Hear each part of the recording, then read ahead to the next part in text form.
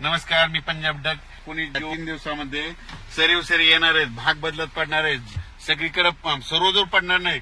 पण आज उद्या परवा या 3 दिवसात माझं चांगल्या जोराच्या सरी येणार आहे. अर्ध्या घंटाचे येणार आहे, 20 मिनिटाचे येणार आहे, 10 मिनिटाचे येणार आहेत. म्हणून हा अंदाज लक्षात द्यायचा. सांगायचं झालं तर जिल्ह्यावाईज सांगतो तुम्हाला.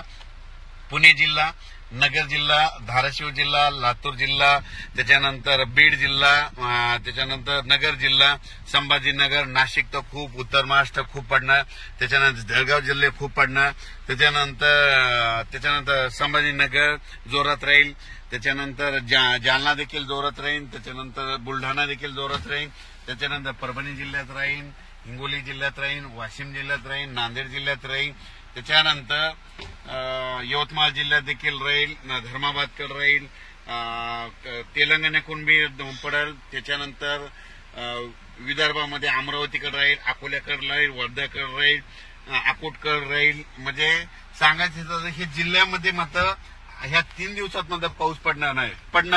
पण सगळीकडे असं तुम्ही समजा एखादा जिल्हा असत सगळ्या संपूर्ण जिल्ह्यात नाही पडणार.